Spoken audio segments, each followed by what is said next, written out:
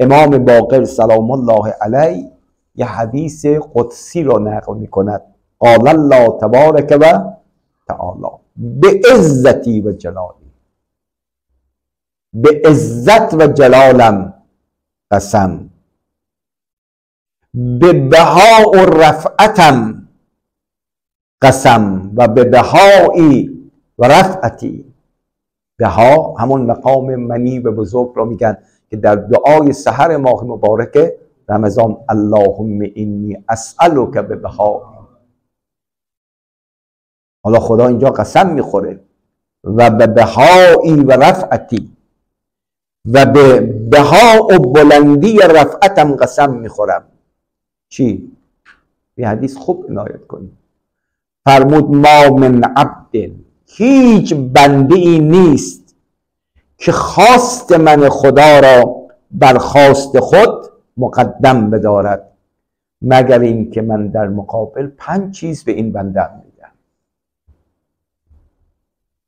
کم معاملیه؟ 1 به 5. 1 به 5. تو یک کار بکن برای من خدا، منم 5 قدم برات میدارم. او یک کاری که تو میخواد بکنی اما خیلی مهمه، میخوای خواست من خدا رو بر خواست خودت قدم. صبح صدای اذان رو میشنوی، دل میگه بخواب، هنوز تو طلوع آفتاب وقت داری، اما خدا میگه من نماز اول وقت ازت میخوام. میگه خدایا چون تو میخوای من خواب رو بر چشمام حرام میکنم، از رخت خواب بلند میشم. میگه آدم خواست خودش رو بر خواست خدا قبل از اذان، بله، وقت سحر، وقت سحر. دیروز داشتم زندگی یک از بزرگان رو میخوردم، ایشون میفرمود که من موقع سحر صدای ملک و فرشته ای که به سراغ هر کس میره که آدم رو وقت سحر بیدار بکنه، من اون صدا رو میشنوم و با اون صدا بلند میشم برای سحر. بزرگ دیگه میفرمود که 1 ساعت قبل از اذان تا طلوع آفتاب رو هر جور میدونی بیدار باش، ولی نمازم نخون، بیدار باش، بیدار باش. چون در اون زمان یک بزرگی که بزرگ همه عالم هستی مشغول دعاست. وجود مقدس حجت ابن الحسن ارواحنا له الفدا. و این دعا شامل کسانی میشه که تو اون لحظات بیدار باشن، تو اون لحظات بیدار باشن. میفرمود قبل از سحر بیدار بشو، حال نداری نمازم نخون، همین که اسمت جزء سحرخیزان باشه، که بگی امام زمان من موقع سحر بیدار بودم. دقت کردید؟ تا طلوع آفتاب اون وجود قدسی مشغول دعاست و اتفاقا شیرین ترین لحظه برای خوابم همین موقع هست. یعنی نفس و شیطان این خواب رو شیرین میکنن تا از دعای امام زمان و برکات سحر محروم بشی. اما خدا میفرماد که اگر هوای من را، خواسته من خدا را بر خواسته خودت مقدم بداری. این در مسیر طاعت بود. در معصیت دل میگه الان زمینه آماده است یه دروغ بگم، خیلی چیزا گیرم میاد. اما خدا میگه اگه دروغ بگی دشمن من میشی. میگه خدایا نمیخوام دشمن تو بشم، دروغ نمیگم. اگه دروغ نگم خیلی چیزا تو ظاهر از دستم میره. خدا میگه نگران نباش، من جاشو پر میکنم. تو این عقیده میخواد. بله، زمینه و بستر برای گناه آماده بشه، اما تو بگی خدایا من هوای خودم را بر خواسته تو مقدم نمی کنم، بلکه برعکس خواسته تو را بر خواسته خودم. به قول بابا طاهر بگه یکی درد و یکی درمان پسندد، یکی وصل و یکی هجران پسندد، من از درمان و درد و وصل و هجران، پسندم آنچه را جانان پسندند. پسندم آنچه را این همونه. یعنی انسان خواسته خدا را بر خواسته خودش مقدم بده. امام حسین سلام الله علیه وقتی از کربلا، از مدینه حرکت کرد، خیلی آمدن گفتن آقا چرا داری میری؟ خیلی اصرار میکردن. گفت جدم رسول الله را خواب دیدم که حسین جان اخرج، بله از مدینه خارج. ان الله خدای متعال چی؟ شاء ان یراک قتیلا، خدا میخواد تو شهید بشی. بله خدا میخواد تو به مقام شهادت برسی. عجب، خدای خواست تو این که من حسین کشته بشم؟ من راحتی مدینه رو رها میکنم، آقایی در مکه رو رها میکنم، میام تو صحرای تفتیده کربلا، اونم با لب تشنه شهید میشوم. حسین خواسته خدا را بر خواست خودش مقدم داشت.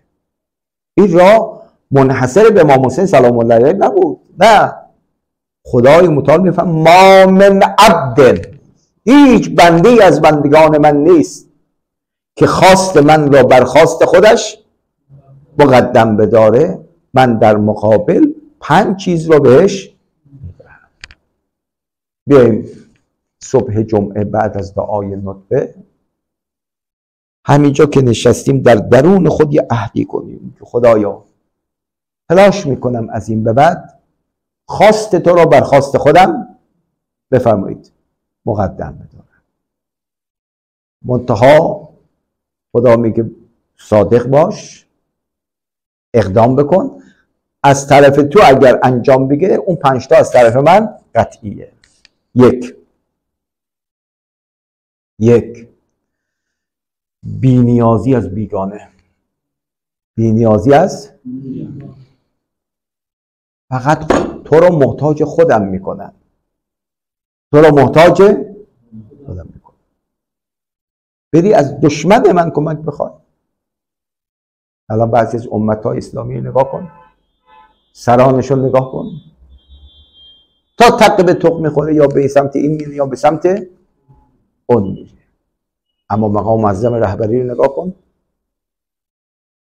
چون وصل به خداست، تا شدت و عظمت بعضی از کارها که پیش میاد، ایشون میاد داستان حضرت موسی رو میگه کلا ان معی ربی، خدای من با منه و وقتی من خدا دارم با کی ندارم.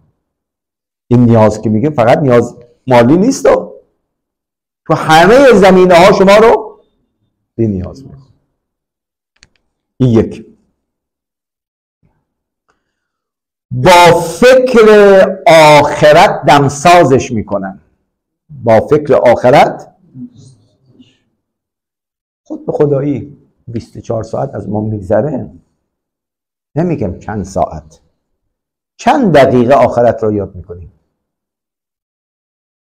من خودم شاید ببین اکثر روز است شاید به یاد آخرت نباشه، شما رو نمیدونم.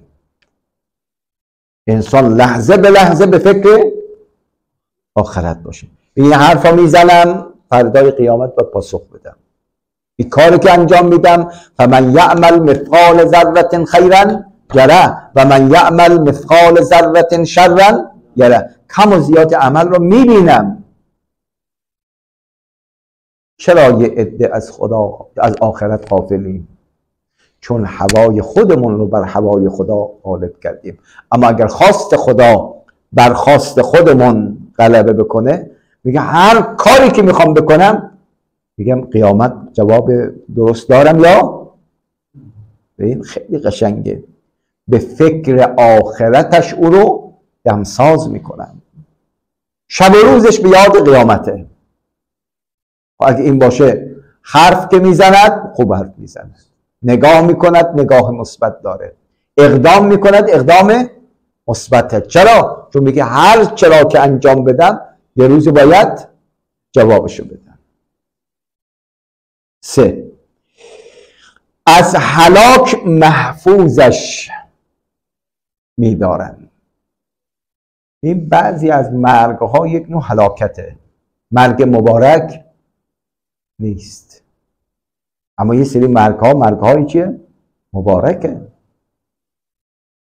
جناب عیسی به خودش تبریک میگه و سلام علی یوم ولدت و یوم اموت و یوم ابعث حیا.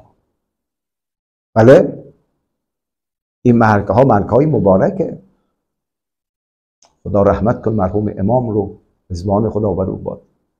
وقتی وارد ایران شد 3 میلیون نفر رفتن به استقبالش، اما وقتی از دنیا رفت 10 میلیون نفر فقط رفتن پای تابوتش. 10 میلیون نفر. یعنی بعضی افراد هستن که حیاتشون هم مردم رو بیدار میکنه، مرگشون هم مردم رو بیدار میکنه. پس یه سری مرگهای بیبرکت دارن، اما خدای متعال میفرماید که اگر کسی خواست من رو بر خواست خودش مقدم بداره، من او رو از نابود شدن و از خاطره و حافظه ها محو شدن نجات میدم، در این رو یه موجود با برکت قرار میدم. 4. آسمان و زمین را ضامن روزیش میکنم. به به. آسمان و زمین را، گاهی خود طرف ماشاءالله میگه الحمدلله از زمین و آسمان برام میباره، از زمین و آسمان برام کشاورز، باران به موقع میاد از آسمان. زمین محصول خوبی میده، بله، یک کشاورز. من شما یه طلبه آیت الله محی الدین حائری شیرازی، اسمشو شنیدید؟ امام جمعه شیراز، آیت الله حائری شیرازی، چند سال پیش به رحمت خدا رفت. 81 سال از خدا عمر گرفت. به 3 زبان عربی و انگلیسی و ترکی هم مسلط بوده. یا عارف بود واقعا. پسرش میگه که مادرم که از دنیا رفت، بابام تنها تو منطقه قم زندگی میکرد خونش و ما هم گهگاهی میرفتیم بهش سر میزدیم. یه روزی گفت به من، گفت علی آقا، گفتم بله، گفت من میخوام برم گذرخان حمام عمومی، اونجا یه دلاکیست که خوب کیسه میکشه، تو هم میای همراه من؟ گفت من اول دلم نمیخواست، اما چون دیدم دل ایشون میخواد که من همراهیش کنم رفتیم. گفت رفتیم تو حمام عمومی. گفت من پیش دستی کردم، رفتم گفتم که پول حمام چقدر میشه؟ گفت نفر 25 تومن. گفت قبل از اینکه وارد حمام بشیم من 2 تا 25 تومن رو دادم، 25 تومن تک تومنی، که بعدم پدرم متقبل نشه. منتها قبل از رفتن گفت که معمولا بابام پولی که داشت تو این جیب بالای قباش میداد. من نگاه کردم دیدم که یه ترابل 50,000 تومنیه. این یعنی هیچ پولی نداره، یعنی 50,000 تومن تا خدا دوباره برسونه. خدمت شما عرض کنم که زندگیش بود، از هیچ کم قرض نمیگیره. بعد میگه رفتیم حمام و دلاکم اومد حسابی هر دو تای ما رو کیسه کشید. و نزدیک 45 دقیقه بابای منو. بعد دیدیم واقعا راست میگه، سرحال شدن. گفت آمدیم بیرون لباس پوشیدیم بریم. پدرم گفت که نگفت پول حمامی رو دادی؟ گفت یه چیزی تبرکی به این دلاک دادی یا ندادی؟ گفتم نه. گفت همون دست کرد تو جیب خودش، پول داد به من، گفت بده بهشون. من نگاه کردم 50,000 تومنه، پول خود حمام میشد 25 تا تک تومنی، اما ایشون داد 20. منم دادم و گفت بیچاره دلاک مثل من بود، تا گرفت گفت بوسید رو چشم خودش، گفت کمال، گفت خدایا شکر، خدایا. اونم دید پول خیلی زیادیه. گفت ما یه چند قدمی اومدیم بیرون. گفت آقا میدونی چقدر دادی؟ زیاد ندادی. گفت چقدر دادم؟ گفت 50,000 تومانی بود. گفت 50,000 تومان بود. گفت برگشت که برون 50 تومن رو بگیره، یه پول رو کمتر بده به اون دلاکه. گفت یک 4-5 قدم اومد جلو، دیدم دوباره برگشت. تو چی شد؟ گفت نه این بنده خدا با یک امیدی گرفت، دقت کردین، و خدا رو هم شکر کرد. من دیگه نمیخوام اون شکری که از خدا کرده که خدای تو روزی رسوندی، من اون حسن ظنش به خدا رو کم کنم. بریم خدا جای دیگر. رضای من رو بر رضای خود مقدم بدار، من آسمان و زمین را ضامن روزی میکنم. پسرش میگفت گو از حمام اومدیم بیرون، آقایون گذرخانه که بلدین که از حمام بیرون اومدیم، این دالون گذرخان رو بخواد رد کنیم به خیابان ارم برسیم، یک مرتبه دیدیم یک مغازه دار اومد با آقا گفتم بله. و ایشون آقای حائری شیرازیه؟ گفتم بله. گفت دست کرد تو جیب خودش، گفت من تاجرم، یک جا تجارتم گیر کرده بود، دست به هر کجا میزدم درست نمیشد، مونده بودم که خدای چه کنم، از یک طرف کالام داشت فاسد میشده.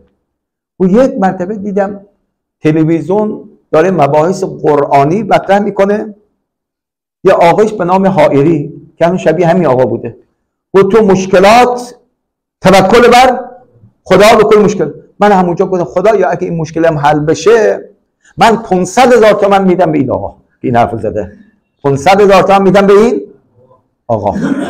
و اتفاقا همین نظر را که کردم بعد از مدت این مشکلم حل شد. در به در دنبال بود این حائری از کجا پیدا کنه. الان شما تو رد می‌دیدین شبیه همون آقایی که تو تلویزیون صحبت کرد. بعد رو کرد به آقای حائری گفت این پول نه سهم امامه، نه سهم ساداته، نه صدقه است، این پولی است که من نصب کردم. بعد رو کرد به پسرش گفت علی آقا این پاکت رو بگیر. و پاکت رو گرفت، طرف نگفت چقدر، گفت یک کم جلو اومدیم، گفت یواشکی سرش آورد تو گوش من، گفت علی آقا بشمار ببین چقدره، بشمار ببین چقدره. میگه منم شمردم دیدم 10 تا 50,000 تومانیه. 500. گفت پسرم قرآن میگه من جاء بالحسنه فله عشر امثالها، من یه 50 تومانی دادم به اون دلاک، دلش خوش شد، خدا میگه من 10 برابر بهت حالا اومده. گفت علی آقا اینم دست تو باشه، مورد مصرفش که انشالله فقرا هست من بدم به چی؟ این دل دریاییه. تازه نگه حالا این 500,000 تا ماله و این رو داشته باش، موردش که همون فقرا هست به فقرا کمک کن. بله تو هوای خدا رو بر هوای خودت مقدم بدار، آسمان و زمین را ضامن روزیت میکنم. پنجم فرمود در برابر تجارت هر تاجری به سود تو من کار میکنم. یعنی اگر افرادی باشن متخصص در تجارت باشن اما تو بلدم نباشی، من هوای تو رو دارم، نمیگذارم در معامله بفرمایید ضرر کنی.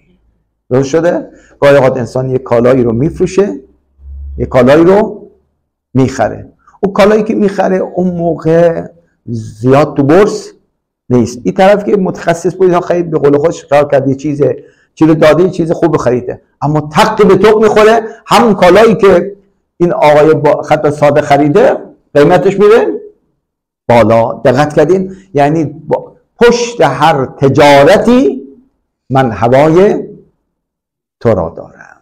پس 5 تا ویژگی رو بگیم. 1. اول فرمود بی‌نیازی از بیگانگان. 2. دمساز شدن به فکر آخرت. 3. از مرگ بد و هلاکت محفوظش می‌دارم. 4. آسمان و زمین را ضامن روزیش میکنم و در هر معاملم هوایش رو دارم. این برای کیه؟